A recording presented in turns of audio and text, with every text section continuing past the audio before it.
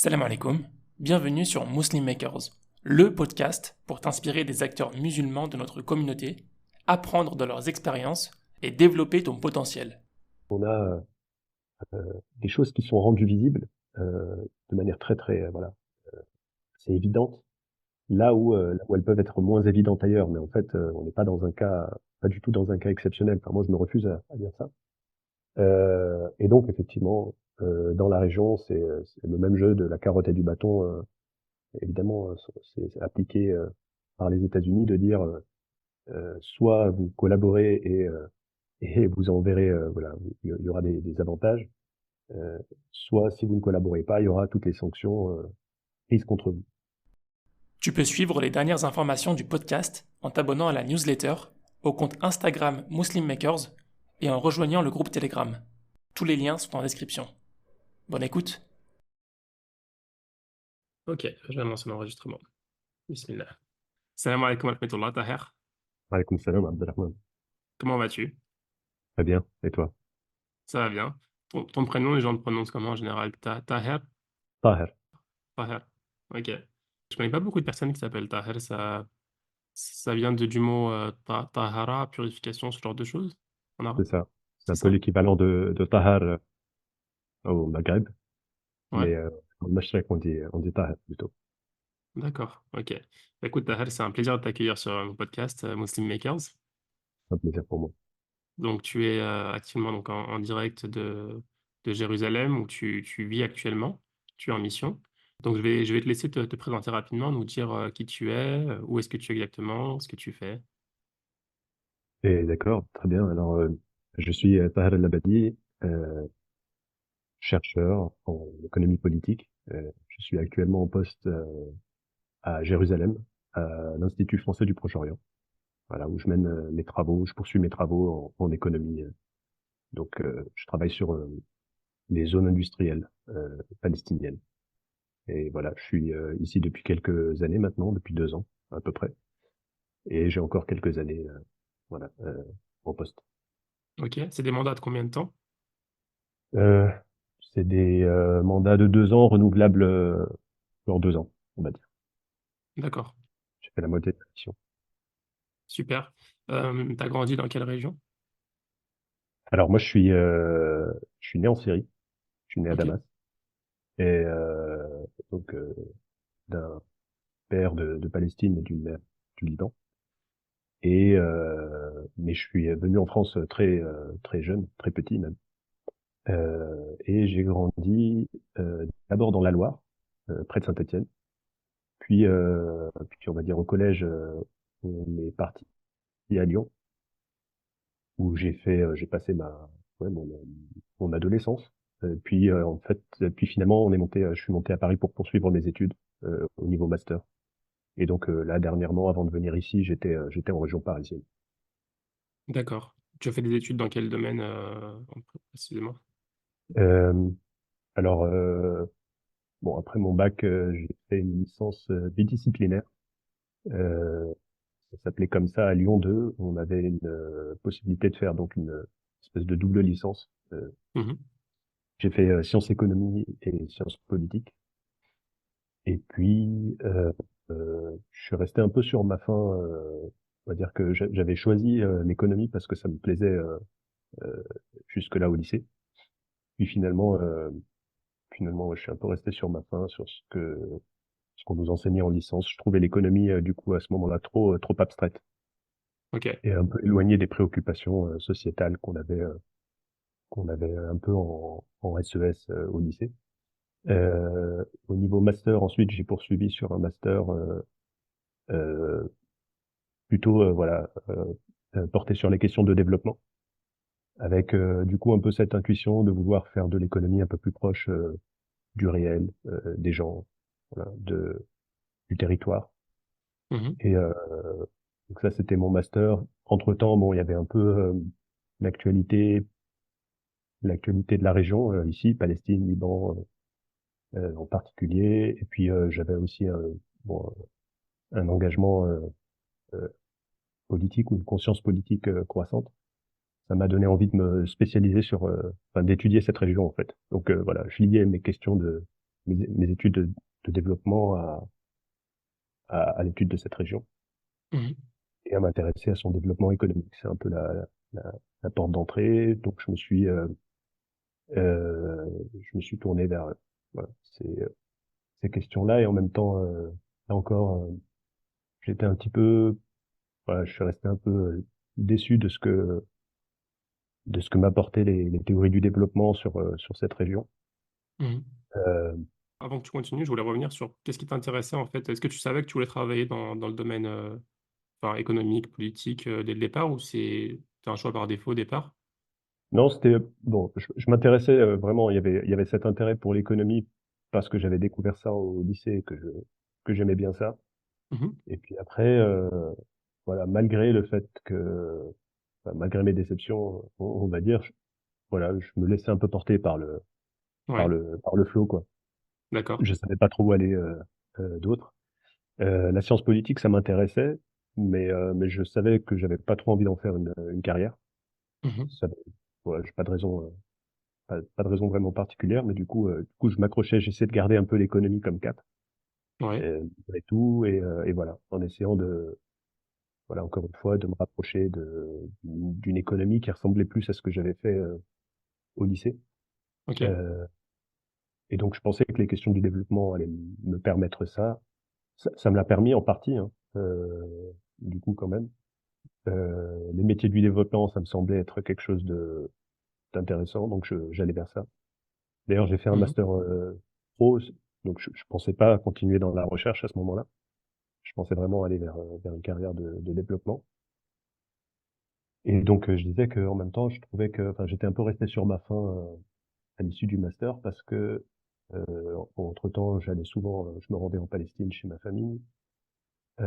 J'y ai fait également un stage d'études Mhm. et, et j'avais, en fait, les théories du développement, c'est un peu comme ça que je l'avais saisi à l'époque, c'est que bon, pour le développement, tout ce qui est il y a le contexte d'occupation, la colonisation, la guerre, tout ça, ça apparaît un peu comme des variables, des espèces de paramètres avec lesquels le développeur doit composer. Ça fait partie des faiblesses, des fragilités, mais qu'on met au même plan que d'autres forces et d'autres ressources qu'on va trouver ailleurs. Et moi, ça me voilà, et c'est vraiment cette, d'ailleurs, c'est ce qu'on trouve encore dans la littérature économique sur la Palestine. C'est-à-dire que c'est comme ça que en majorité, c'est comme ça que le conflit, l'occupation, la colonisation sont traités comme des variables. Mhm. Et, euh, et moi, au contraire, il me semblait que voilà, j'avais cette intuition un peu que le cœur du problème, en fait, c'était l'occupation. C'était pas une variable avec laquelle il fallait composer, mais vraiment voilà, le problème à résoudre. Et voilà, donc finalement, c'est un peu comme ça que je me suis inscrit en thèse. Euh, voilà, poursuivre en doctorat, euh, aller plus franchement vers l'économie politique, en réfléchissant à ces questions de comment est-ce que finalement, comment est-ce que l'économie traite du conflit, comment est-ce que l'économie peut être un terrain du conflit, Mhm. comment est-ce que l'économie c'est un lieu où il y a des rapports de pouvoir qui sont présents et, euh, et donc pas du tout cet espace de contournement du politique que j'avais l'impression de trouver dans les théories euh, standards, quoi, les théories Ouais, habituelles. ouais. Ok. Ouais, enfin, je me diras si je me trompe, mais ce que je comprends de ma discussion avec toi et puis des discussions que j'avais eues auparavant avec d'autres personnes, c'est que, enfin, grosso modo, il y a une situation assez difficile donc, dans le conflit israélo-palestinien. Et donc, on a Israël qui essaye de développer, on va dire, de stabiliser sa situation et de développer son économie avec la région pour réduire les craintes qu'elle peut avoir de conflits, quoi que ce soit, et en même temps développer son économie. Et donc, ce qu'Israël essaye de faire, c'est essayer de séparer le politique de l'économie, de dire aux pays avoisinants, mettons-nous d'accord sur l'aspect économique, réglons ça, séparons le problème en deux choses, la partie économique sur laquelle on peut avancer, et le politique. où là, bon, on est un peu bloqué, mais voilà, c'est un autre problème. Au moins, on avance sur la partie économique. Est-ce que c'est bien ça qui se passe? Ouais, ouais, il y a vraiment de ça. Il y a pas que ça qui se passe, mais ça, c'est une grosse partie de l'affaire. Et, euh, et justement, en fait, ça a été un peu le point de départ de ma réflexion de thèse. Euh, En fait, c'est pas Israël qui est à l'initiative de cette, de cette façon de cette approche. C'est un peu, bon, ça a été principalement les États-Unis à ce moment-là, mais si tu veux, c'est une approche qui a été mise en place dans le cadre des processus de paix qui ont été lancés entre Israël et ses voisins arabes euh, et les Palestiniens. C'était cette idée que finalement, dans le politique, les différentes parties n'arriveraient pas à se mettre d'accord parce que il y a des points de tension qui sont la question de souveraineté, pour les Palestiniens la question du retour des réfugiés, la question de la capitale de Jérusalem et du sort de Jérusalem. Donc il y a différentes questions comme ça qui étaient des points sensibles et sur lesquels il y avait pas de d'accord. Et l'idée c'était de dire on gèle ces questions politiques et en attendant on essaye voilà de trouver des terrains d'entente et des intérêts communs et de créer des partenariats et des collaborations sur le terrain de l'économie.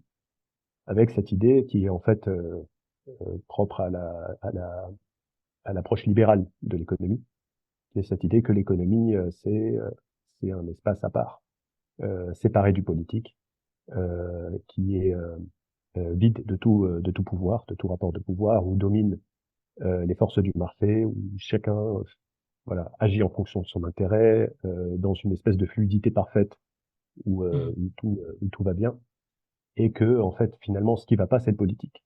Les frictions viennent du politique, les problèmes viennent du politique, des passions, de l'irrationalité des acteurs, etc. Et donc c'était un peu de voilà, ça c'est le pari euh, fait par les Américains dans lequel les Israéliens ont marché et du coup les Israéliens trouvaient leurs intérêts évidemment et dans lequel les Palestiniens ont marché aussi à partir des accords d'Oslo en Ouais. 93. Mmh. Voilà. Mais sauf que ça, c'est qu'une partie de la réalité, je te disais, parce que Mmh. l'économie, c'est à la fois un terrain de contournement du politique, mais c'est aussi vraiment un terrain c'est un terrain de la colonisation en cours. C'est un terrain de la contre-insurrection contre les Palestiniens. Et donc voilà, ces différents éléments que j'ai pu identifier plus tard au cours de ma thèse, on pourra y revenir si tu veux. Ouais. Et, Ouais. mais voilà, enfin, en tout cas, je disais le point de départ de ma thèse, c'était ça, c'était de peut-être réussir à contredire cette idée que l'économie était séparée du politique et que l'économie était une- un terrain possible à lui seul de la solution dans la région. Très bien. Bah, ça va être super intéressant, je pense, on va revenir dessus. Juste avant ça, donc tu disais que, essayer de développer les accords économiques, c'était quelque chose, dans la région en tout cas, c'était quelque chose qui était plutôt l'initiative des États-Unis. Quelles étaient les promesses, quels sont les leviers, les incentives qui ont été donnés ou qui continuent d'être donnés à la fois à Israël et aux pays avoisinants pour, pour justement développer ces accords économiques? Quels sont les intérêts de chaque côté? Et est-ce qu'il y a des choses qui sont un peu plus, comment dire? Ouais, est-ce qu'on peut aller plus en profondeur sur le fait qu'il peut y avoir aussi des déblocages, on va dire, économiques Mm. qui peuvent être énormes pour les pays autour si, enfin, ils développent les accords avec Israël? Enfin, est-ce que tu peux développer dans ce sens-là? Ouais. En fait, bon, d'abord peut-être pour Israël, c'est vrai, c'est intéressant de voir pourquoi est-ce que d'une vision euh, euh, enfin, d'expansionnisme territorial, Israël a accepté à un moment l'idée euh, de dire bon bah finalement on peut peut-être finalement réaliser notre expansionnisme via l'économie plutôt que par le territoire. C'était en fait bon ça s'est pas passé comme ça, hein. Y compris Israël enfin, n'a pas joué le jeu, mais l'idée elle avait été écrite noir sur blanc, c'était de dire que finalement si Israël arrivait à devenir un centre économique dans la région elle pourrait réussir à dominer la région et assurer finalement sa stabilité en ayant des relations économiques avec tous ses voisins. Et que ses voisins auraient trop d'intérêt à perdre en entrant en guerre, donc finalement choisiraient de rester dans le giron de l'économie israélienne. Et donc c'est notamment Shimon Peres à l'époque, donc, qui a été ensuite président, je crois qu'il était à l'époque président d'Israël, qui avait écrit un livre qui s'appelait Le Nouveau Moyen-Orient. Et dans ce Nouveau Moyen-Orient, à l'américaine en fait, il était question d'une économie israélienne rayonnante qui allait être le centre voilà de l'économie régionale. Pour les pays voisins, l'attrait il venait de là aussi, c'est-à-dire bon il y a une instabilité dans la région du fait du conflit. Ça c'est la lecture qu'ont proposé les Américains en fait, c'est de dire finalement vous voyez les Palestiniens sont une source d'instabilité. La cause palestinienne et le conflit israélo-arabe est source d'instabilité. Ça vous met en retard par rapport à l'économie mondiale, alors que vous pourriez très bien profiter de votre voisin israélien qui a des capitaux, qui a de la haute technologie, qui a énormément d'avantages sur le plan économique. Euh, et, euh, et donc, pourquoi pas essayer voilà, de créer une Pax Americana, en fait, voilà, une paix qui allait être sous, sous, euh, sous parrainage américain dans la Mmh. région et, euh, et finalement de profiter un peu de cette voilà, essor économique. Euh, la difficulté, elle était en fait principalement pour les Palestiniens. C'est-à-dire que les régimes arabes, pour la plupart, comprenaient bien que sans solution pour les Palestiniens, ça allait être difficile de stabiliser la région. Donc l'idée, elle était de dire, mais il faut que les Palestiniens, d'une manière ou d'une autre, y trouvent leur compte. Euh, et ce qui a été fait, c'est que bon, c'était un peu le pari qu'il y a eu avec les différents accords de paix, donc jusqu'aux accords d'Oslo, c'était de dire il va falloir booster le développement économique palestinien euh, de manière à ce que les Palestiniens apprécient les dividendes de la paix. C'était le terme employé. Mmh. Et donc ça devait passer par la communauté internationale. En fait, s'est engagée à ce moment-là à verser une aide financière aux Palestiniens, donc que ce soit à l'autorité palestinienne naissante ou aux différents organismes, ONG palestiniennes, etc., à la société civile. L'idée était de dire, voilà, bon, les Palestiniens vont goûter aux avantages de la paix grâce à cette aide internationale, puisqu'il va y avoir là aussi un essor économique, de l'emploi, de la croissance, des revenus, et c'était un peu le, voilà, c'était un peu le pari. C'est comme ça que ça devait marcher. Ce qui s'est passé de façon très concrète, en fait, ce qui aujourd'hui amène tous les observateurs euh, à dire que cette stratégie a été un échec, c'est qu'en fait, elle s'appuyait un peu sur un statu quo politique. L'idée, c'était il y a un statu quo politique et en attendant, on essaye de créer un maximum d'avantages pour tout le monde sur le plan économique. Sauf qu'en fait, les Israéliens sur le terrain n'ont pas du tout maintenu ce statu quo politique. La colonisation a redoublé, l'occupation a perduré, l'État palestinien qui devait voir le jour n'a jamais vu le jour. Donc il y a tout un tas de freins euh, qui non seulement se sont maintenus, mais en fait ont redoublé pour les Palestiniens. Ils font que, euh, ils font que, y compris le développement économique et la croissance économique promis, n'ont pas eu lieu. C'est l'aide Mmh. internationale qui a maintenu à bout de bras l'économie palestinienne sous perfusion pendant tout ce temps. Donc voilà un peu en résumé ce qui s'est passé. Ouais. Et en parallèle, du coup, pour les pays avoisinants, il y a quand même eu quelques progrès par rapport à ça, ou ça a évolué? Mais en fait, il y a, non, parce que la question est que donc il y a eu des accords de paix avec les pays avoisinants. Le premier c'était avec l'Égypte, puis il y a eu la Jordanie. Euh, et en fait, ce qui s'est passé, c'est que très vite sur le terrain, donc et puis ensuite il y a eu Oslo avec les Palestiniens. Et le fait est que sur le terrain, très vite, voilà, les choses se sont tendues. Il y a eu, il a été visible qu'il y avait davantage de colonisation, davantage de friction et de conflits. Et donc, les accords de paix sont restés un peu, voilà, c'est resté des cadres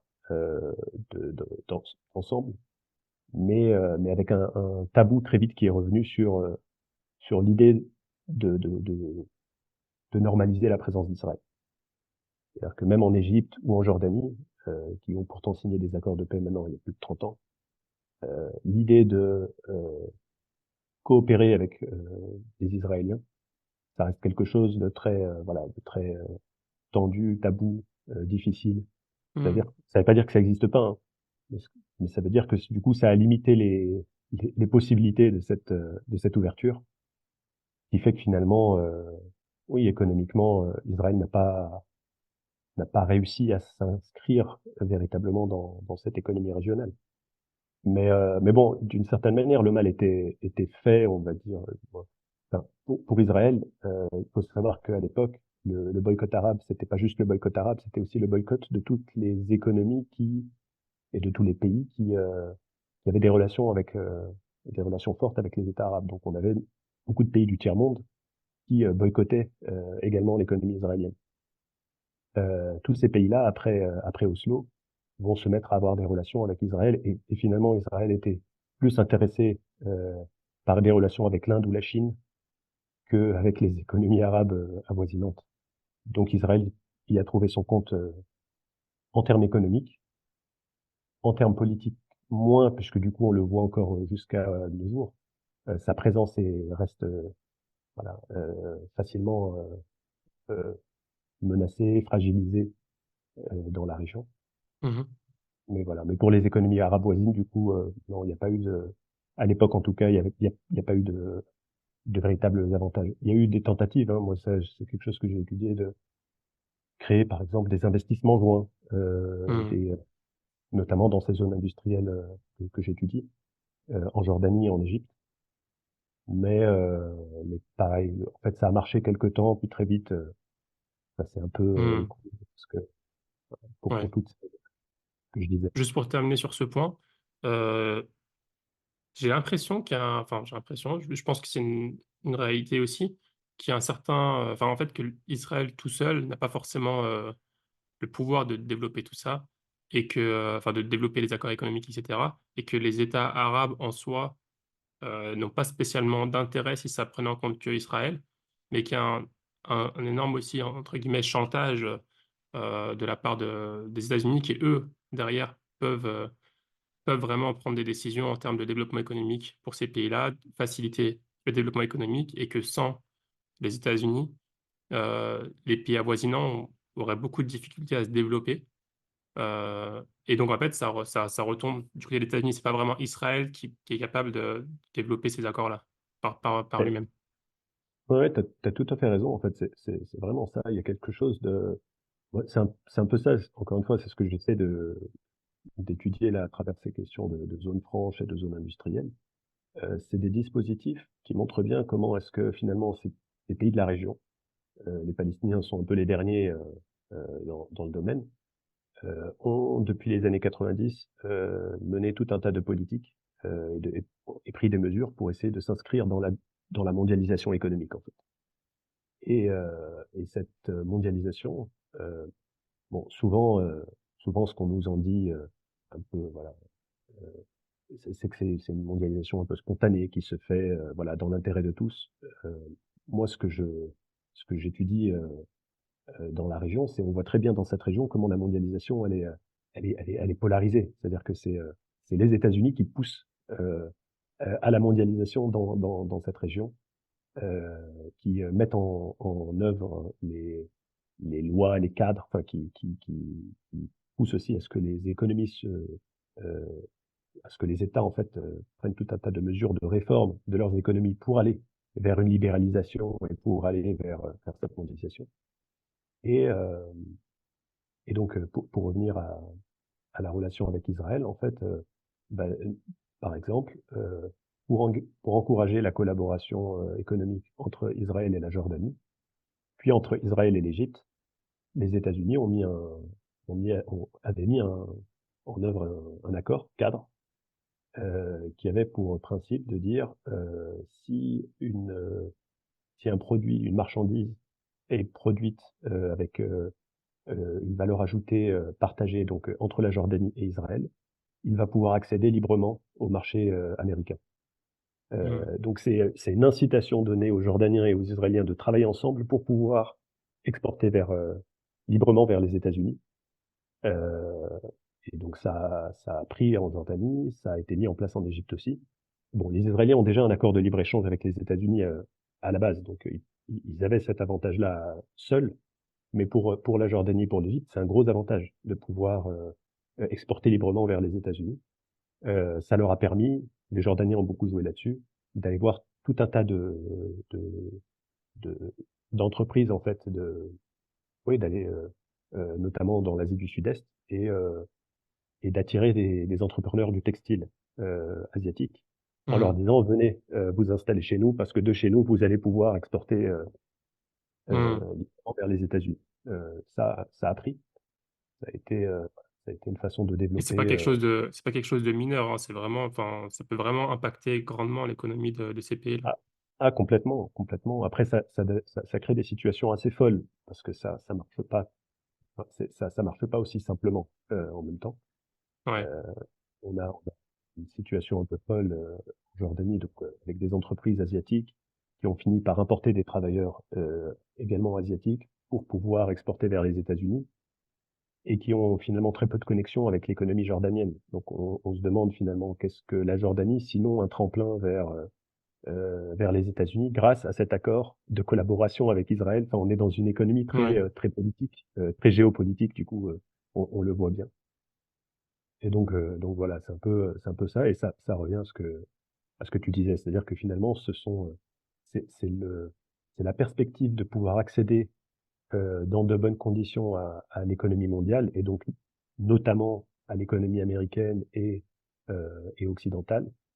C'est cette perspective-là qui a euh, inciter les régimes arabes à aller voilà, vers une collaboration avec Israël, plus que l'économie israélienne elle-même. Ouais. Et c'est la même chose pour tous les pays autour, l'Arabie Saoudite, la Turquie, je sais pas, mais je pense aussi euh, tous les pays dans la région en fait. Ils ont tous une sorte de voilà de blocage de développement économique ou bien de déblocage potentiel s'ils peuvent atteindre enfin, avoir des accords spécifiques alignés avec l'intérêt des États-Unis. Mm.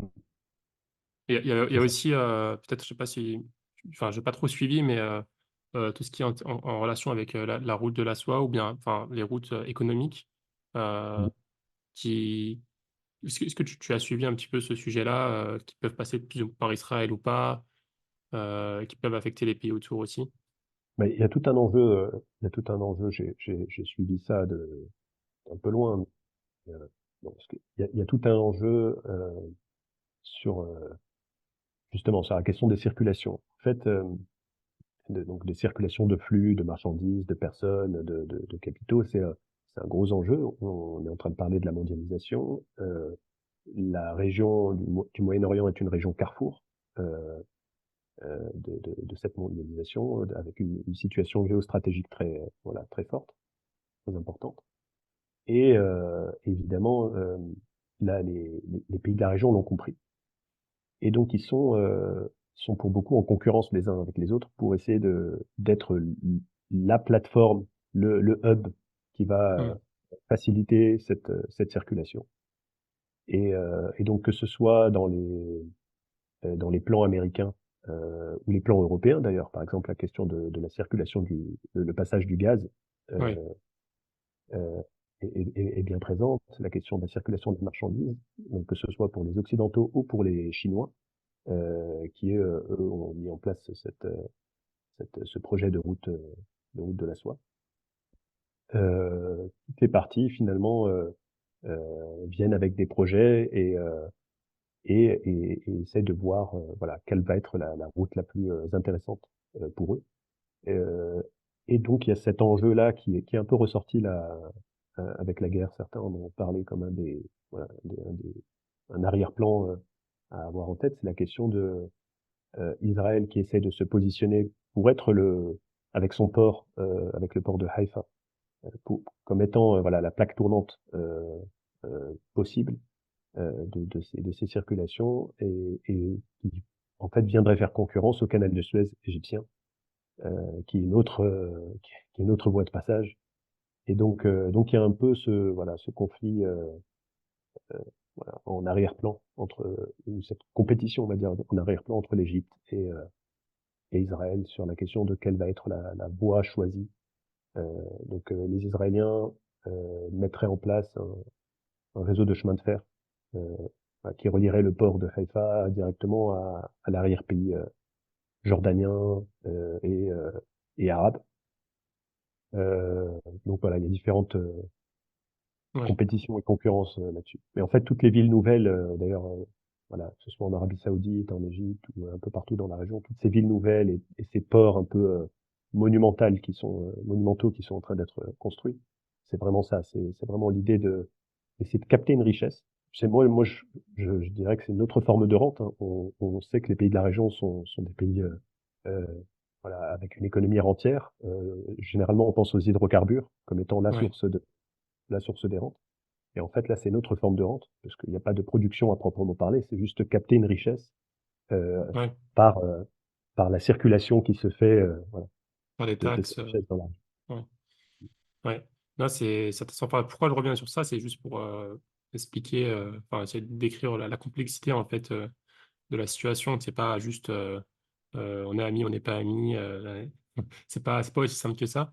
Et il y a beaucoup d'enjeux qu'il y a derrière et que voilà. Enfin, même, c'est pas pour légitimer quoi que ce soit, hein, mais c'est vraiment pour essayer de mettre poser un peu le plan. Maintenant, j'aimerais bien revenir du coup sur tes travaux de thèse. Tu parlais du fait que tu as pu travailler, identifier certains points qui, pour contredire le fait que le développement économique ne peut pas se faire sans développement politique. Est-ce que tu peux développer ces points, s'il te plaît, nous expliquer un peu comment est-ce que tu en es arrivé là? Ouais, donc le point de départ, c'était ça. Hein. Je le reprends, comme tu dis, c'était d'arriver à dire, de montrer que finalement l'économie avait toujours été un terrain du conflit. En fait, bon, moi, entre-temps, au moment où je commençais ma thèse, euh, j'ai j'ai eu un problème d'accès à mon terrain, à la Palestine, parce qu'entre-temps, je me suis vu interdire l'entrée au territoire par les Israéliens. Ah ouais? Et Pour quelle raison? purement arbitraire. Ah ouais, Il y a pas vraiment besoin de raison, en fait. ouais. Euh, voilà, il y a un certain âge, avec un certain nom, avec voilà, des consonances arabes et palestiniennes. Ils ont commencé à se faire plus insistants, on va dire, sur les questions et plus contraignants. Donc, voilà. Il y a eu une fois, ça leur a pas plu Hmm. ils ont sur le territoire. En fait, ça a duré quasiment tout le long, à une exception près. Bon, j'ai réussi à me rendre à Gaza, mais à part ça, pendant, pendant tout le long de ma thèse, j'ai dû me contenter d'accès à des ressources de seconde main et des lectures. Et en fait, bon, ça m'a poussé à prendre un peu de la hauteur dans ma thèse, y compris sur le plan historique, c'est-à-dire que j'ai élargi la focale.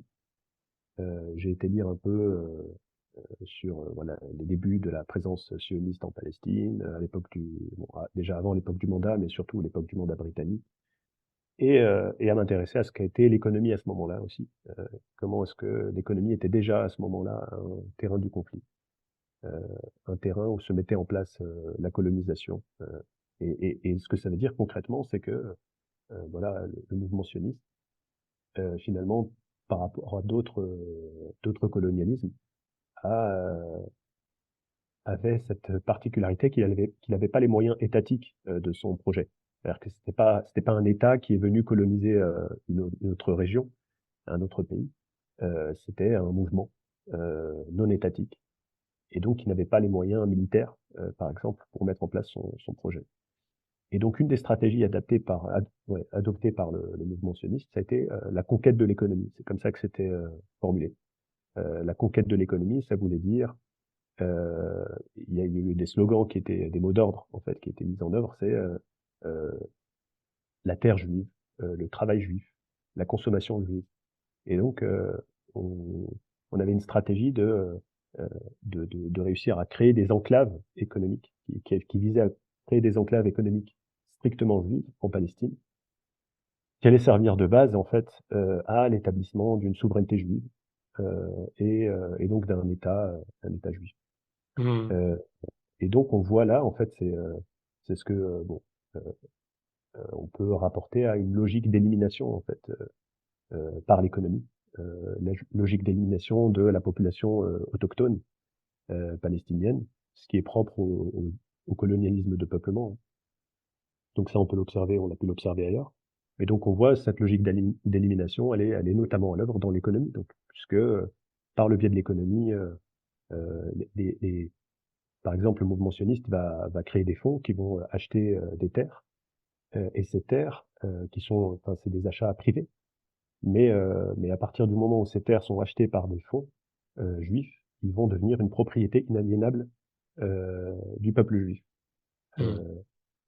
Ce qui veut dire on passe d'un achat privé à quelque chose qui est de l'ordre de la souveraineté politique. Euh, et c'est assez, voilà, c'est assez particulier. Enfin, ça mérite d'être relevé. Pour le travail juif, on avait Et, des, ouais, pardon, je voulais dire, pour financer tout ça, comment est-ce que tu as pu comprendre un peu comment ils ont pu réussir à créer ce réseau, enfin, ils ont créé un réseau international de tous ouais. les juifs, voilà. En fait, c'était donc je disais que le mouvement sioniste n'avait pas les moyens étatiques Mhm. de son projet, de son ambition, mais en même temps, ils avaient réussi à développer des ressources financières en s'appuyant sur la diaspora juive principalement, sur les diasporas juives voilà, à travers le monde. Et donc oui, il y avait des moyens financiers assez conséquents. Après, ils n'étaient pas non plus illimités. Hein, et le mouvement sioniste s'est trouvé en difficulté à maintes reprises avant 48, Mhm. en difficulté parce que voilà, la conquête par l'économie était difficile. Finalement, on ne prenait pas aussi vite que ce qu'il fallait. Il y avait voilà, différentes euh, contraintes. Mais je disais donc, par exemple, le travail, la conquête du travail, le travail juif, c'était l'idée d'imposer à tous les employeurs juifs euh, qui arrivaient en Palestine, euh, à tous les patrons, en fait, d'employer des travailleurs juifs. Ce qui allait pas de soi, parce que les employeurs, les patrons juifs, en fait, par exemple, dans le travail de la terre, préféraient employer une main-d'œuvre arabe, palestinienne, qui était déjà moins chère, qui était plus expérimentée du travail de la terre, qui connaissait le pays, etc. Donc, on va dire que spontanément, ils allaient employer une main-d'œuvre locale. Et le mouvement sioniste a insisté et a mis en place des brigades du travail qui allaient sur les chantiers, qui allaient sur les champs, pour forcer l'emploi de travailleurs juifs. Donc voilà, là on voit bien cette logique d'élimination, tu vois, c'est une toute autre logique que la logique de contournement de la politique par l'économie, le Mhm. marché, les intérêts communs, etc. On voit bien comment il y a une logique euh, euh, ouais, violente et agressive Ouais. qui est mise en place par l'économie. Et cette logique d'élimination, en fait, donc elle était déjà à l'œuvre à l'époque du mandat britannique. Elle va continuer après 1948, donc au moment de la création de l'État d'Israël, puisque il a continué à avoir une exclusion euh, du travailleur arabe et de l'économie arabe, et donc par la spoliation, la confiscation des terres, des ressources, etc. Mais donc on a une économie arabe qui s'est de plus en plus réduite, qui a été de plus en plus fragile et de plus en plus dépendante de l'économie juive israélienne. Et ça a été encore le cas après 67 et l'occupation de la Cisjordanie et de la bande de Gaza. Donc on a une logique d'élimination, voilà, que c'est cette logique d'élimination vraiment qui peut être retracée. Ensuite, il y a une autre logique, qui est une logique d'exploitation, qui est elle beaucoup plus, voilà, beaucoup plus facile qui ressemble, voilà, qui est proche de ce qu'en disent les marxistes. Hein. La logique d'exploitation, c'est comment est-ce que justement, donc je disais, euh, euh, on a des patrons juifs qui vont notamment aller exploiter une main-d'œuvre arabe moins chère, dans des conditions de travail qui sont pas les conditions de travail qui sont qui sont accordés aux travailleurs juifs. Donc on a une logique d'exploitation, c'est aussi l'exploitation des ressources naturelles. Donc c'est l'eau, mais c'est aussi la pierre, le gaz, le pétrole plus récemment, qui ont été découverts. Euh, Oui. et en fait, Israël s'est employé à rendre les Palestiniens dépendants, je disais, de l'économie israélienne, pour davantage pouvoir profiter de sa force de travail, de ses capitaux aussi, puisque Mhm. on va avoir de plus en plus d'entreprises palestiniennes qui vont être des sous-traitantes d'entreprises israéliennes. Donc, c'est-à-dire que c'est des capitaux palestiniens qui sont employés au service de capitaux israéliens. C'est comme Ouais. ça qu'on peut le formuler. Et aussi donc d'exploitation de ces marchés de consommation.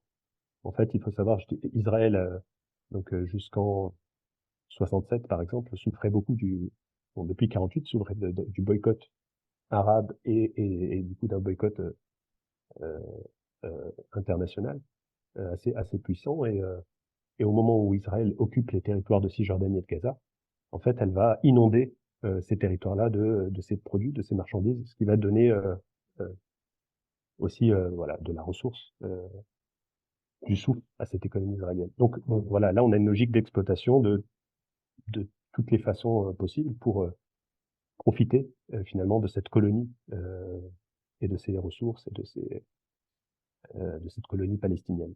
J'ai deux Euh, questions, si je peux me permettre. ouais. La première, c'est qui est à l'origine de cette idéologie, ou bien de cette stratégie, qui a réussi à mettre, à rassembler, en fait? Comment ils ont fait pour rassembler tous les Juifs derrière cette stratégie-là? La première question. La deuxième, est-ce que c'est quelque chose d'unique qui a jamais été fait auparavant ou c'est quelque chose qui a été répliqué quelque chose, qui s'est passé dans un autre, État, enfin, Ah, territoire? juste aller rassembler selon quoi tu veux dire dans le. Bah, à rassembler, tous les Juifs de la région derrière cette stratégie-là? Ouais, alors bon, en fait derrière le mouvement, le projet sioniste, c'est un peu ça la Mmh. question, parce que juste pour les logiques que je suis en train de relever, donc logique d'élimination, d'exploitation, et puis il y en a une troisième que je présenterai qui est la logique de coercition ou de contre-insurrection. Euh, Ça, c'est des logiques que moi j'arrive voilà à relever, qui apparaissent euh, euh, voilà à différents moments, à différents endroits, dans différents moments, euh, mais mais elles ne sont pas nécessairement formulées comme telles tout le temps, de façon Mmh. aussi explicite, si tu veux. En revanche, si on parle du projet sioniste, c'est une longue histoire de Ouais. refaire un peu le. Mais c'est bon. Euh, ouais, en gros, il y a, ouais, pour faire l'histoire du projet sioniste. Je sais pas si je suis si je suis mieux placé pour faire ça ou si on aura le temps, mais bon, Non, euh, c'est pas nécessaire, hein, c'était juste, ouais. Non, non, mais en par fait, rapport. c'était surtout sur comment est-ce qu'ils ont, enfin, comment est-ce qu'ils ont réussi à rassembler, à convaincre tout le monde, en fait? C'était surtout cet aspect-là.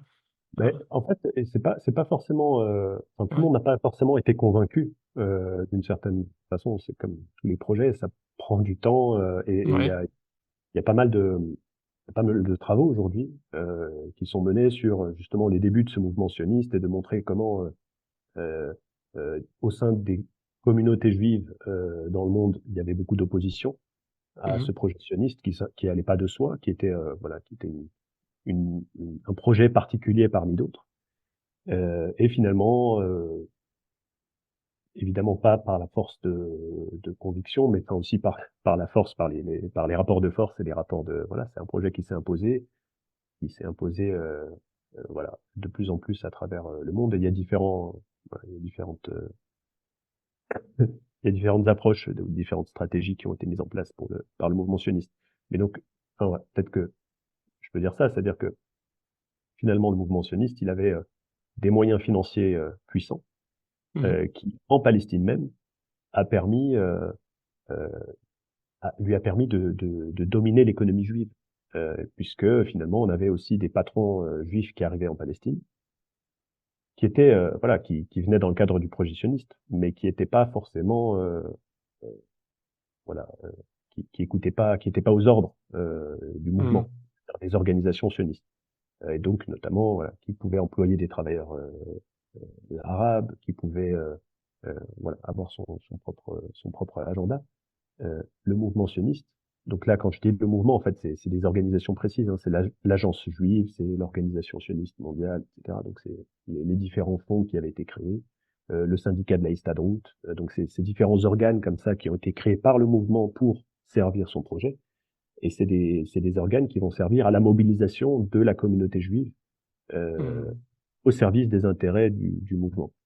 Mais c'est aussi des organisations qui vont être, par exemple, qui vont servir à aller mobiliser, y compris l'appareil du mandat britannique, pour ses intérêts. Donc voilà, c'est des D'accord. organisations. Et en fait, le mouvement sioniste s'est doté de ces organes puissants qui lui ont permis de s'imposer et de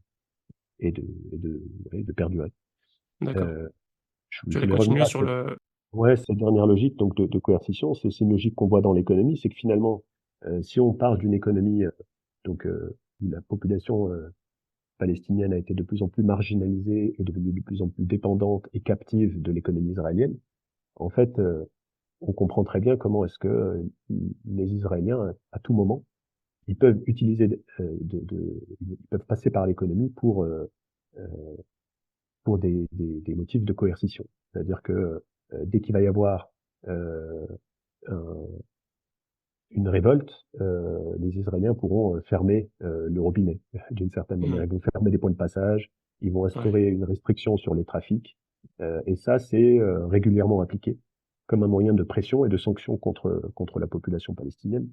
ouais. Là, on l'a vu à Gaza de manière voilà, très très très assez forte, quoi. Mais finalement, le blocus sur la bande de Gaza qui est là depuis un peu plus de bientôt 17 ans maintenant, c'est vraiment ça. C'est-à-dire que c'est Hmm. de dire la bande de Gaza est fautive, il faut la punir. Et donc tout le trafic est interrompu. Et depuis le début de la guerre, euh, les Israéliens ont coupé euh, l'arrivée en électricité, ont réduit très fortement l'arrivée en eau. Donc au-delà de la marchandise, voilà, ça peut aller très très loin. Ça peut amener certaines zones à être dans des crises, des situations de crise humanitaire, en tout cas Hmm. d'asphyxie économique d'abord, et puis crise humanitaire durable, comme c'est le cas dans la bande de Gaza.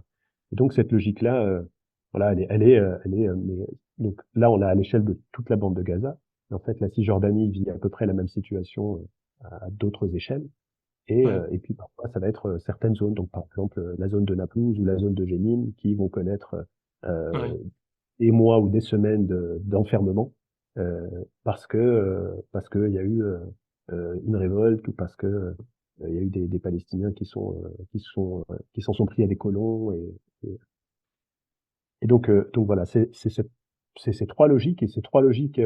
Moi, ce qu'elle me permet de dire, c'est que bon, ces trois logiques qui se combinent en permanence. Hein, je te disais, donc c'est pas forcément des logiques qui sont voilà mis voilà explicites et explicitement visibles, mais finalement euh, on voit bien à travers ces trois logiques que l'économie est vraiment le lieu de rapports de force, de rapports de pouvoir, de conflit, et que c'est pas juste ce moyen de contournement du politique euh, tel que voudrait le penser la théorie libérale. Hmm. Ouais.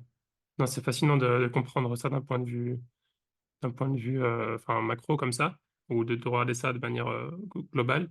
J'ai l'impression que au niveau de la coercition, c'est un peu à moindre échelle peut-être, ou c'est un peu ce qui est fait chez les pays arabes pour les pousser à développer leur économie avec Israël, Ben oui, oui. Ben, après finalement de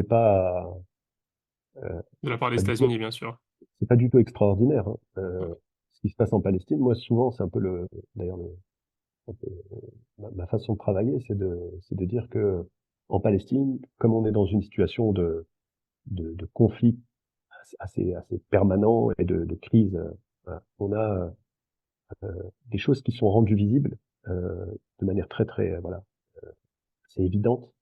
Hmm. Là où elles peuvent être moins évidentes ailleurs, mais en fait, on n'est pas dans un cas, pas du tout dans un cas exceptionnel. Enfin, moi, je me refuse à dire ça. Et donc, effectivement, dans la région, c'est le même jeu de la carotte et du bâton.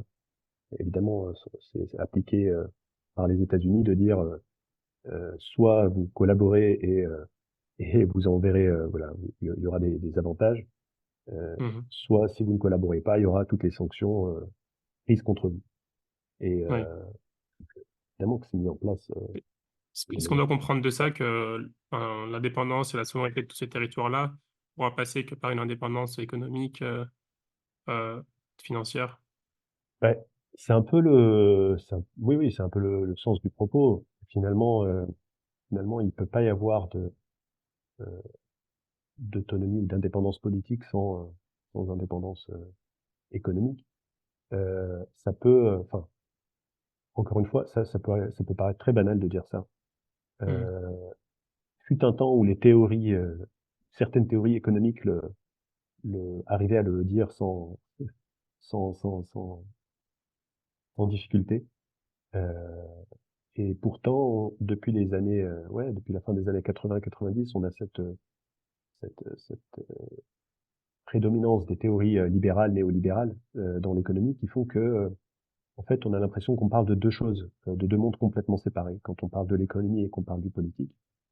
Et du coup, de refaire le lien de cette façon-là, comme tu viens de le faire, enfin, c'est vraiment ça a l'air d'être, quelque chose d'assez extraordinaire, alors qu'en fait, c'est banal. Enfin, hem, je j'ai eu l'occasion, je te disais tout à l'heure, de me rendre à Gaza et donc Gaza sous blocus, heu, finalement, le le gouvernement, sur place et les acteurs sur place, en fait, ont, bon, évidemment, très vite compris ça, mais ils l'ont formulé, théorisé et ont travaillé, là-dessus, en fait, de comment est-ce qu'il fallait, développer une économie de résistance. Et le Mmh. principe de base de cette économie de résistance, c'est de dire: «Il nous faut une économie qui nous permette de ne pas, être vulnérables aux pressions et aux sanctions extérieures» et donc pas seulement israéliennes d'ailleurs, y compris internationales, puisque, l'origine un peu de ce blocus sur la bande de Gaza, c'est quand même la communauté internationale qui refuse de reconnaître, le Hamas, qui a gagné les élections, de 2006 et donc ça va entraîner une crise, interne palestinienne, voilà, tout Mmh. un tas de tout un tas de complications, mais finalement, ça montre que cette aide internationale qui était, là pour, faire goûter aux Palestiniens, je disais tout à l'heure, les dividendes, de la paix, finalement, c'est aussi un moyen de coercition assez puissant puisque quand, les Palestiniens prennent les mauvaises décisions, et ben, l'aide internationale est coupée et Ouais. heu et en fait, les Palestiniens sont tellement dépendants économiquement que, qu'évidemment ça a un effet très concret. C'est-à-dire que couper l'aide, c'est un moyen de pression puissant, sur la population palestinienne. Mmh. Ouais, et c'est un sujet qui est, enfin, qui n'est pas très lié, mais c'est aussi l'intérêt des BRICS, donc cette organisation, qui est en train de se développer petit à petit avec le Brésil, la Chine, l'Iran, et cetera.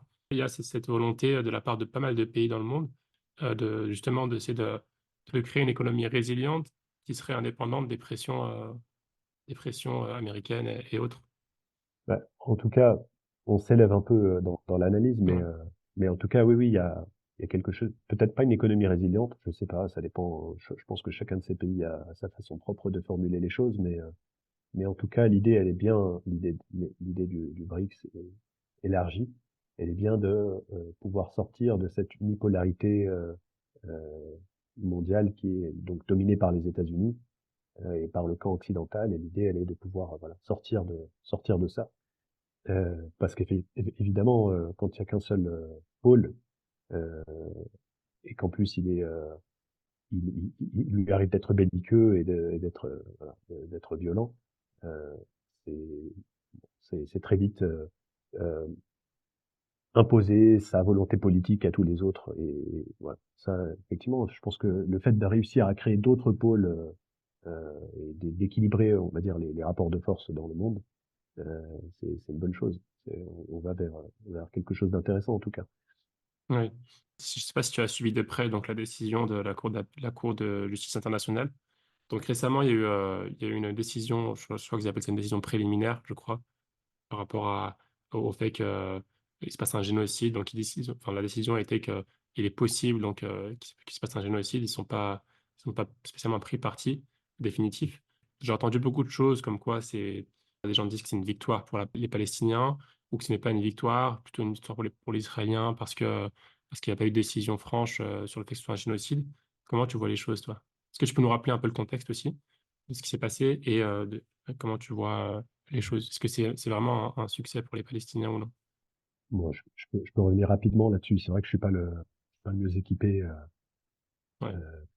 pour en parler, parce que je suis pas juriste et du coup j'ai suivi ça un peu comme, bon, comme tout le monde. Mais l'origine de l'affaire, c'est donc l'Afrique du Sud qui s'est saisie de la Cour internationale de justice euh, en mettant en cause donc Israël euh, pour crime de génocide.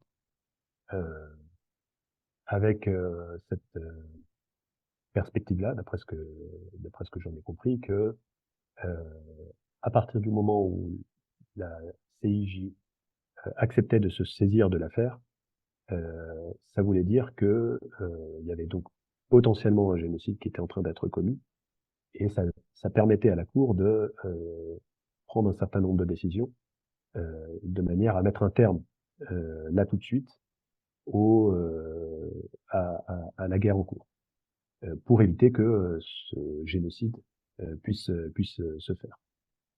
Euh, donc ça, c'est un peu voilà, en résumé le gros de l'affaire. Et alors, est-ce que c'est une victoire ou non? Moi, d'après ce que j'en ai compris, encore une fois, il semblerait que oui.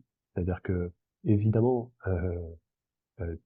beaucoup, et y compris ici, peut-être surtout ici en Palestine, on s'attendait à ce que finalement la Cour internationale de justice acte tout de suite un cessez-le-feu et impose cette décision aux Israéliens. En fait, de ce que j'en ai compris après coup, puisque moi j'ai été d'abord un peu déçu, comme tout le monde ici. Mais en fait, de ce que j'en ai compris, c'est que cette décision ne pouvait pas être prise pour des décisions même techniques, enfin, liées à la situation légale. Et parce que pour que ce cessez-le-feu soit décidé, il faut que ça se fasse entre deux parties égales. Donc, dans un conflit entre deux États, la Cour est en mesure d'imposer un cessez-le-feu aux deux parties de la même manière. Or là, on est dans un conflit qui oppose un État à un mouvement ou à une population. Et en fait, du coup, légalement, la Cour n'est pas en mesure d'appliquer, voilà, de faire appliquer ce cessez-le-feu. Et donc, mais finalement, il semblerait que, voilà, en fait, toutes les décisions qui ont été prises, c'est-à-dire d'imposer à Israël de permettre à l'aide humanitaire d'entrer, et voilà, je sais plus, là, j'ai plus le détail de toutes les décisions, mais que finalement, c'est un certain nombre de décisions qui, de facto, signifieraient, si Israël les mettait en place, signifierait un cessez-le-feu. La question, donc, elle est, elle est elle n'est pas celle de la décision de la Cour de justice, parce qu'on est finalement, on est dans quelque chose d'historique quand même. C'est-à-dire que là, on a une Cour internationale de justice qui a désavoué Israël et, et publiquement, officiellement, c'est une première. C'est quelque chose d'important qui est en train de se passer, et pas seulement pour les Palestiniens d'ailleurs, y compris pour la communauté internationale. C'est-à-dire qu'on a quelque chose de assez historique qui s'est fait, mais qui est très sensible parce que bah, la décision de la Cour internationale de justice ne suffit pas en elle-même. Il faut ensuite que, que, que ces décisions soient appliquées, reprises par le Conseil de sécurité, et puis on sait que c'est là que ça bloque en fait, parce que Oui. les différents États membres du Conseil de sécurité de l'ONU ont déjà, par leur déclaration, enfin, laissé entendre que finalement cette décision de la Cour n'allait pas être, n'allait pas entraîner de décision ferme de leur part. Ouais. Donc c'est un peu là. Voilà. Donc on est, c'est pas qu'une décision symbolique. Je pense que c'est plus que ça. Ça va donner des armes là à tout plein de juristes de continuer à poursuivre Israël. Mais en tout cas, ça ne permet pas un cessez-le-feu immédiat, et donc ça ne permet pas Mhm. là, de sauver les vies qui pourraient être sauvées Ouais. là, Ouais. tous les jours, quoi. De ce que j'ai compris, bon, l'Afrique du Sud qui fait partie des BRICS, ce mouvement-là, il permet encore une fois de décrédibiliser ou de montrer l'hypocrisie, en fait, parce que du coup, on sait très bien qu'au niveau des Nations Unies, les États-Unis vont encore poser leur veto prochainement. Bon, je sais pas quand, si d'ici le podcast sort, je sais pas où ça en sera. Pour l'instant, il n'y a pas encore eu de rassemblement aux Nations Unies pour voter quoi que ce soit. Mais probablement, à 99% de chances que les États-Unis posent leur veto pour une demande de cessez-le-feu. Et du coup, ben, au niveau des BRICS, voilà, au niveau du grand sud dans le monde, enfin, même dans le monde, ça montrera un peu encore plus du coup l'hypocrisie, ça délégitimera, les États-Unis. Donc c'est peut-être quelque chose de plus long terme. Ce qui est en train de se passer, c'est historique dans le sens où, au long terme, on aura tout, ouais, les records, donc les éléments pour montrer que voilà, que les États-Unis, que ces institutions-là sont biaisées, n'ont aucun sens et ne servent à rien, quoi. C'est comme ça que je Bah, vois les choses personnellement, ouais. ce qui est sûr, c'est que déjà l'initiative sud-africaine, puis la décision de la Cour internationale de justice sont des pas supplémentaires vers l'isolement et la criminalisation d'Israël, et également donc vers euh, l'isolement ou au moins en tout cas le désavouement du camp allié d'Israël, quoi.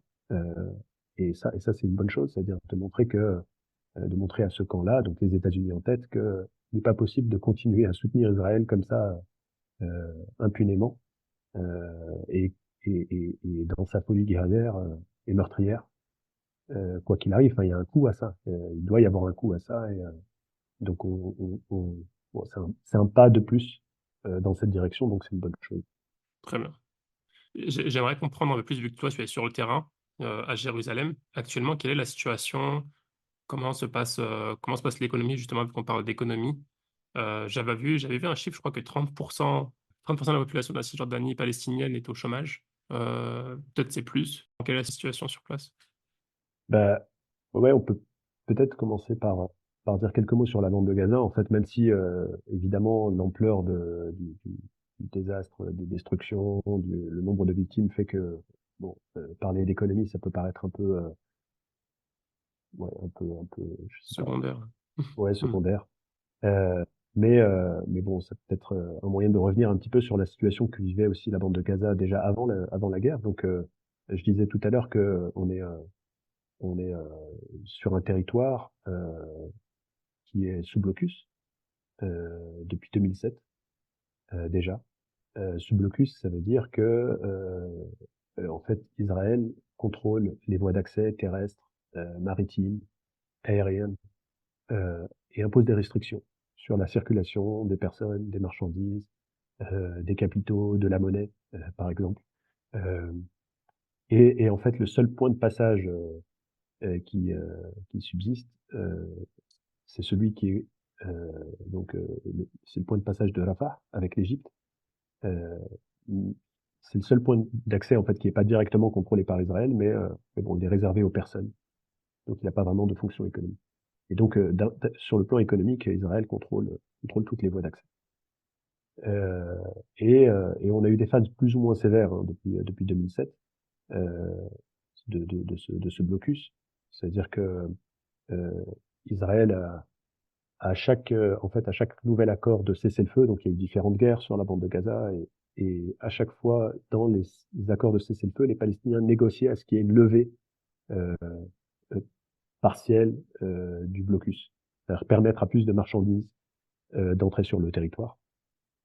Et donc voilà, on a eu des moments plus sévères que d'autres, mais de toute manière, dans l'ensemble, on a un niveau d'importation et d'exportation qui est très en deçà de ce qu'on avait avant 2007. Donc voilà, un blocus qui s'est maintenu depuis tout ce temps. Euh, Quand on parle de blocus, c'est des matières premières qui n'arrivent pas à rentrer, c'est des machines pour l'industrie, pour l'agriculture, pareil qui ne rentrent pas, pour les télécommunications aussi. Euh, c'est aussi des marchandises que les producteurs palestiniens, euh, agriculteurs ou industriels, n'arrivent pas à exporter. Et on avait donc un taux de chômage déjà avant la guerre euh, à- dans la bande de Gaza qui avoisinait les 40 à 50% de la population. Mmh. C'est évidemment énorme. Euh, et donc, voilà, par-delà toutes les destructions et les victimes là qu'on a à Gaza là dans la guerre, en fait, c'est toutes ces restrictions là qui ont été réimposées à leur niveau maximal depuis le début de la guerre. Donc depuis plus de 3 mois maintenant, bientôt 4, et rien n'entre, rien ne sort, si ce n'est une aide humanitaire, voilà, mais très largement insuffisante. Il y aurait beaucoup à dire là-dessus. Mais donc voilà, on est vraiment face à une économie qui est sinistrée depuis le début de la guerre. Et là, les chiffres, bon, il y a des chiffres, hein, mais pareil, on sait pas trop c'est pas trop ce qu'ils veulent dire. Mais évidemment, il y a différents organismes, on va dire, qui essayent depuis le début de la guerre là de faire des estimations de ce que coûte cette guerre à l'économie palestinienne. bon, c'est pas trop mon approche, donc je m'élargirai pas Ouais, là-dessus, mais c'est un coût évidemment faramineux. ouais. D'un autre côté, donc en Cisjordanie, on a aussi une économie qui est en grande difficulté depuis le début de la guerre parce que finalement, je le disais aussi tout à l'heure, la Cisjordanie est pas plus libre. C'est-à-dire que c'est également Israël qui contrôle toutes les voies d'accès vers ce territoire. Donc il y a une circulation qui se fait plus euh, voilà, plus grande. Mais depuis le début de la guerre, en fait, pareil, il y a des restrictions qui ont été imposées, qui sont revenues. Et donc, on parle notamment en Cisjordanie, en fait, de restrictions à la circulation à l'intérieur même du territoire. C'est pas seulement à l'extérieur. C'est pas seulement la Hmm. Cisjordanie avec son extérieur. Et en fait, on a des routes en Cisjordanie de fait de la présence des colonies. On a des routes qui sont entrecoupées de barrages militaires et, euh, et où les Palestiniens vont subir un contrôle encore plus sévère donc depuis le 7 octobre. On a aussi des violences commises par les colons et l'armée qui vont s'en prendre régulièrement aux Palestiniens qui sont isolés, aux agriculteurs par exemple. Il y en a qui se sont fait tirer dessus sur leur champ. Les Bédouins qui se trouvent dans des zones un peu marginalisées, pareil, se sont en train de subir une violence encore plus forte depuis le 7 octobre et il y en a beaucoup qui ont été chassés là de leur terre et de leur avec leur bétail. Euh, et on a donc des restrictions voilà, qui ont été, je disais, elles ont eu pour effet un ralentissement de l'activité économique en Ouais, Cisjordanie. Il y a un ouais. autre phénomène qui est celui des permis de travail. En fait, il faut savoir, je disais tout à l'heure, donc euh, les Palestiniens sont très dépendants de l'économie israélienne. Et en fait, il y a un phénomène qui est qu'il y a beaucoup de Palestiniens qui travaillent dans l'économie israélienne. Euh, Hmm. il y a un moyen pour les Israéliens d'exploiter cette main-d'œuvre. Et c'est aussi un moyen de contre-insurrection puissant puisque bah, quand il y a un problème, les Israéliens annulent, révoquent les permis de travail. Ce qui arrive généralement de façon ponctuelle et localisée. Mais là, ça a été à l'échelle de toute la Cisjordanie et donc on a euh, voilà, plus de 200 000 travailleurs de Cisjordanie qui se sont retrouvés du jour au lendemain sans emploi. Ce qui Ouais, explique le chiffre que tu donnais, c'est-à-dire que avant la guerre, on était à quelque chose comme 14% de chômage environ en Cisjordanie. Et aujourd'hui, effectivement, les chiffres parlent de plus de 30%. Mais c'est un chiffre qui pourrait encore voilà, augmenter très très vite, ouais, euh, parce qu'on a ces travailleurs qui sont sans travail. Aujourd'hui, ils sont privés de revenus. Là, on parle d'à peu près 20% de la force de travail de Cisjordanie, donc c'est pas rien. ouais, ouais, Euh, un dernier point peut-être ici, c'est celui des taxes. Euh, en fait, étant donné que c'est Israël qui contrôle les frontières palestiniennes, c'est aussi Israël qui collecte les taxes sur les importations palestiniennes et qui les reverse, en théorie, à l'autorité palestinienne. Et pour l'autorité palestinienne, ces recettes-là, c'est une grosse partie de son budget. ouais, Donc que depuis le début de la guerre, les Israéliens ont retenu ces taxes, donc ont cessé de les reverser. ouais, Et donc on a une autorité palestinienne qui est en difficulté pour payer ses dépenses et pour rémunérer ses fonctionnaires. Et donc là aussi, on a encore une hmm. grosse partie de la force de travail palestinienne qui est sans revenus. En fait, depuis Ouais, le début de la guerre, là, on a donc déjà des revenus qui sont payés avec retard, donc avec 3 à 4 semaines de retard parfois, et qui sont payés, donc il y a eu un salaire qui a été de 50% pour le mois d'octobre, qui a été versé fin novembre, et un salaire de 75%, celui de novembre, qui a été versé là au début de l'année, quoi. Donc il y a beaucoup hmm. de retard dans le versement des salaires et ça affecte aussi l'activité économique. Ouais, En- donc ouais, voilà, ça c'est une idée de ce niveau d'asphyxie économique en fait, où très vite, quand les Israéliens décident de couper les robinets, de fermer les frontières, les Palestiniens se retrouvent très vite en situation d'asphyxie. ouais. Peut-être un dernier mot, peut-être la situation des Israéliens eux-mêmes, puisque eux aussi pâtissent dans leur économie, j'imagine. Qu'en est-il vraiment? Parce que j'ai essayé de faire des recherches un peu sur Internet, j'ai pas trouvé grand-chose. Il y a aussi des personnes, je voyais au début du conflit, qui quittaient le territoire d'Israël, toi, te occupé. beaucoup de personnes, qui venaient des travailleurs de Thaïlande, tout ça, je voyais qui ont quitté le territoire. Est-ce qu'il y a une exode aussi d'Israël qui continue aussi à se faire ou ça c'est terminé, ils ont stabilisé la situation? Est-ce que tu peux voir toi, ils en parlent un peu là-bas? Non, c'est vraiment le point sensible, qui est très, très difficile à mesurer. Heu, Ce qu'on sait, c'est que, les zones qui sont, dans le pourtour de la bande de Gaza et les zones qui sont, à la frontière, nord avec, le Liban, heu, c'est des zones qui ont été, voilà, c'est des villes, heu, qui ont été, vidées, des agglomérations israéliennes Sur qui plusieurs ont été vidées kilomètres sur de mmh, plusieurs kilomètres. Par contre, de c voilà, concernant le fait que les Israéliens aient quitté le pays, ça, on sait que c'est vrai, on sait que ça existe. Il y a parfois des médias israéliens qui font fuiter des chiffres, mais dont on connaît pas, ni les bases, ni la véracité. une ampleur, ouais. OK, bah, écoute, on arrive à la fin de ce podcast, je vais finir par quelques petites questions rapidement. Quelle est la compétence qui t'est, toi, personnellement, le plus utile au quotidien dans ton travail?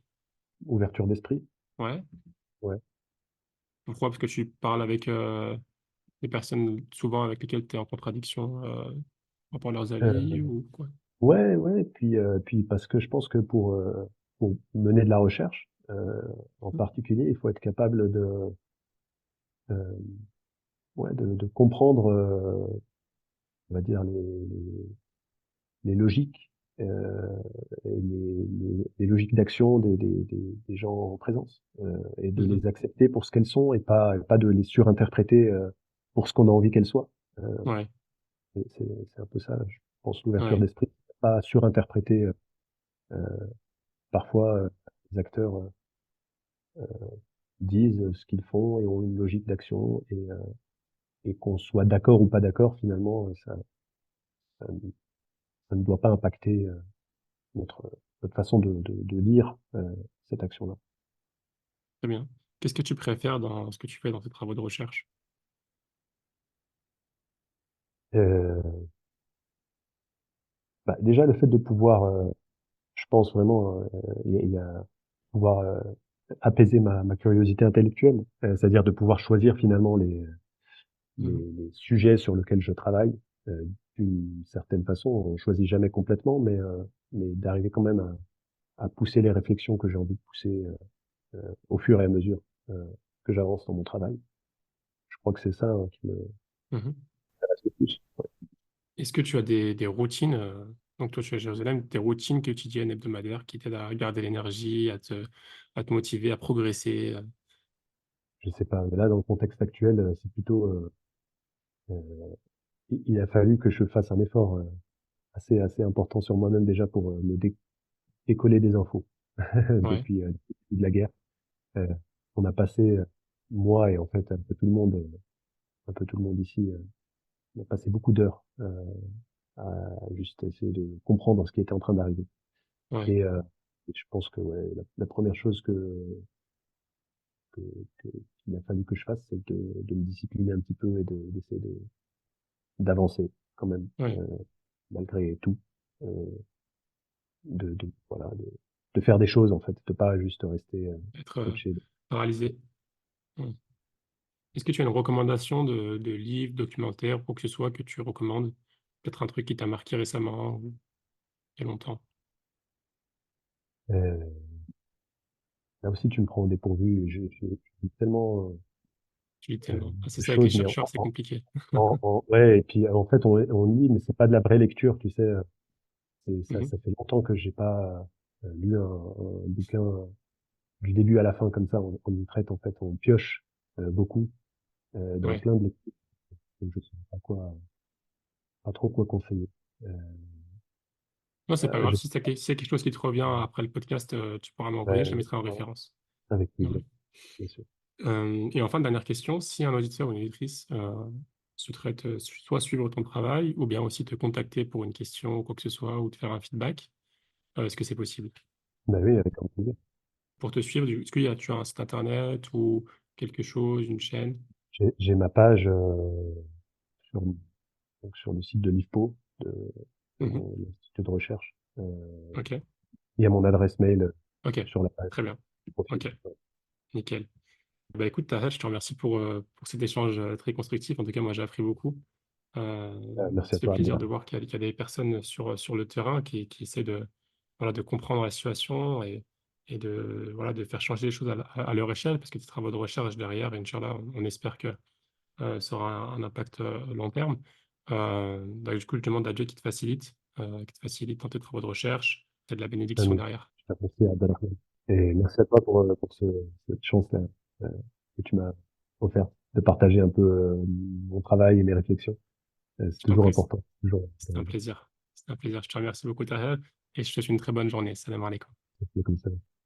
Si cet épisode t'a plu, je te propose de le partager à 3 personnes de ton entourage, à noter le podcast 5 étoiles sur Apple Podcast et à invoquer Dieu pour qu'Allah mette la baraka dans cette initiative.